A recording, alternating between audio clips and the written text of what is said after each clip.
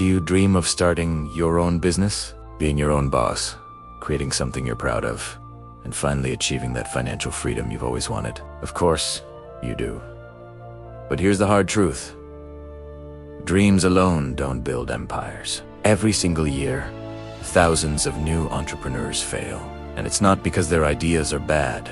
It's because they jump in without any preparation, without a solid plan. Before you even think about stepping into the competitive world of business, you absolutely must understand the foundation that holds every successful venture together. Let me tell you a story. Once upon a time, in a big, bustling city, lived a young man named Ethan.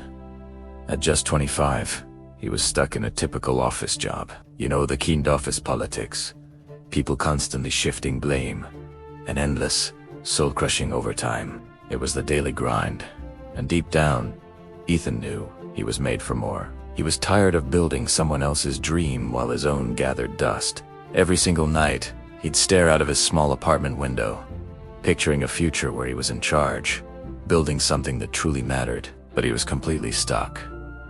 He had no idea where to even begin. Fear, confusion, and a paralyzing doubt held him back, keeping him frozen in place. He was trapped in a cycle of wanting more, but doing nothing. Then, one afternoon, while sipping a lukewarm coffee in a quiet little cafe, a memory sparked in his mind. He thought of a man from his hometown, Mr. Simon. This man was a legend, a respected entrepreneur known for building multiple successful businesses from the ground up. Ethan had always admired him from a distance.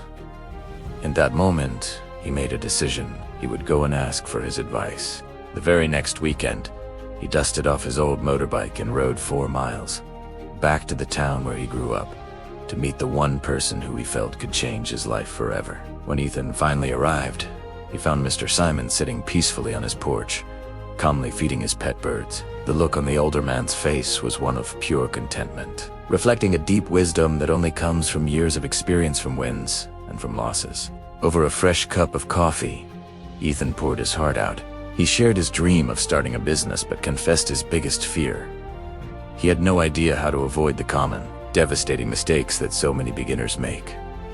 Mr. Simon just smiled, a knowing, gentle smile. He said, "Ethan, building a business is a lot like building a house. If you don't lay a solid, strong foundation, the whole thing will eventually collapse. It's not about luck. It's about preparation. There are 5 fundamental steps you must follow before you even begin." Just then, he invited Ethan to join him on a trip. "I'm heading to the seaside," he said. "I'm planning to open a new restaurant there. Come with me, and I'll show you exactly what I mean." During that transformative journey, Mr. Simon explained each of the 5 crucial steps. First, he said, "Step 1. Define your business type."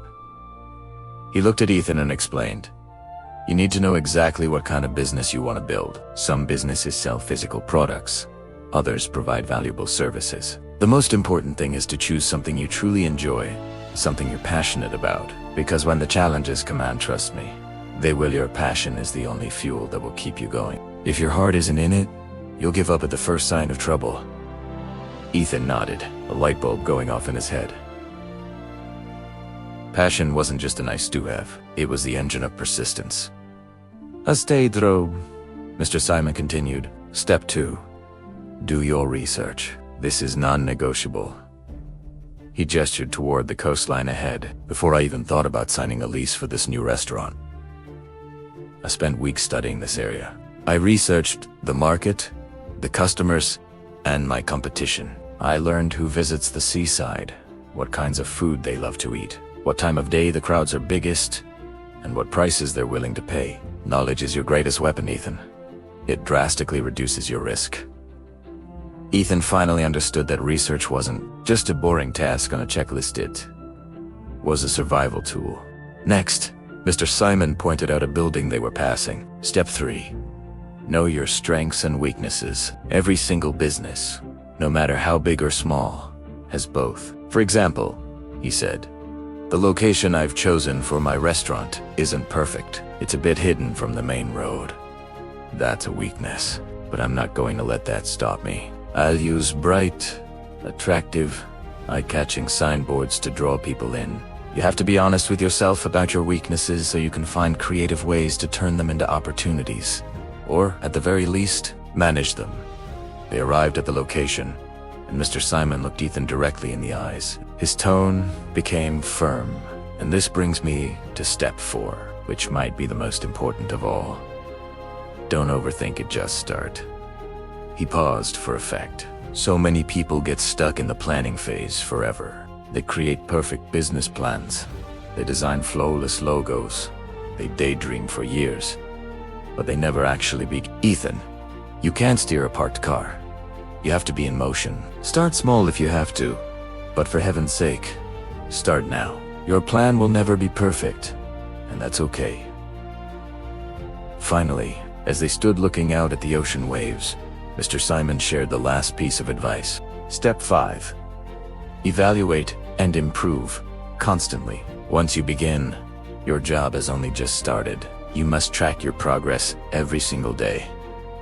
Look at what's working and what's not. Fix your mistakes quickly and commit to getting a little bit better every single day. Learn from others, read books, watch videos, listen to podcasts from people who have done it before you. Never, ever stop improving. By the end of that day, as the sun began to dip below the horizon, painting the sky in shades of orange and purple, something had shifted inside Ethan. His confusion had melted away, replaced by a newfound clarity. He finally understood that success wasn't about getting lucky or having a one-in-a-million idea. It was built methodically, step by step, with patience, a willingness to learn, and a whole lot of courage. That evening, as he rode his motorbike home under the stars, Ethan made a promise to himself. He would follow those 5 steps. He would finally begin his own journey. And from that moment on, his dream stopped being just a dream. It started turning into his reality, one bold, deliberate step at a time. What about you? Are you ready to take your first step? If this story resonated with you, let me know in the comments below. And don't forget to like this video and subscribe to the channel for more content to help you on your journey. Thanks for watching, and I'll see you in the next one.